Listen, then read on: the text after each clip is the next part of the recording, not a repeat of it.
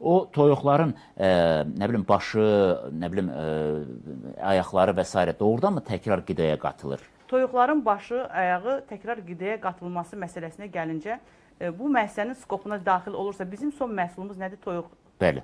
Və biz burada baxırıq ki, onun yemin tərkibi və yemin tərkibinin izlənilmə prosesi var. İzlənilmə prosesində ona nə daxilsə, hamısı izlənilir və orada onun başı, ayağı hansı bir şəkildə gəlib daxil olduğu izlənilmədə bilinmir və ola da bilməz.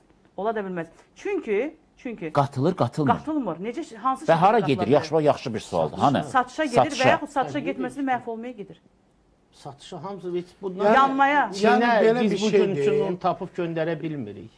O qədər gündəlik bütün harda 350 min, 400 min ədəd toyuq kəsilir gündəlik. Ancaq nə yaxşı olardı ki, toyuğun ayağı hamısı Çinə ondan gedir. bir orqanik gübrə kimi istifadə olunardı. Nəinki gübrə, axı vaxtıyla onu satırdılar qida kimi. Mənim yadımdadır ki, satır, amma bazar tələbatı o qədər deyil. Yox, deyil başqa. Mənim nə yadımdadır? Misal üçün, indiki Azadlıq prospektində, Lenin prospekti idi o vaxtı, orada bir mağaza var idi, Quş adlanırdı.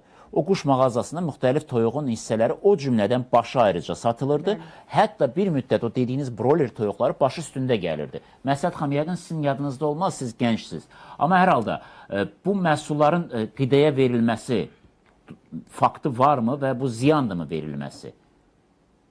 Bu fakt deyərdim ki, istər Avropa standartları və Azərbaycan standartlarına uyğun da verilməsi, qanuna uyğunluqla əgər bioloji təhlükəsizliyə uyğun şəkildə işlənilirsə, baş və ayaqlar yalnız və yalnız heyvan yemi olaraq istifadə olunur. Toyuğa verilə bilər? Bəli, müəyyən emal prosesi keçdikdən sonra protein və mineral dəyəri kimi qidasına qatılıb verilir və bunu əksər, yenə də deyəcəm, quşçuluqla məşğul olan təsərrüfat sahibləri özləri də təsdiqləyir və verilir. Ancaq insan yemi olaraq olmaz, bu qadağandır. Heyvan yemi olaraq qanunla verilə bilər. Salmonella əgər yoxdursa. Yoxsa, Mürvət müəllim, verilir, verilmir.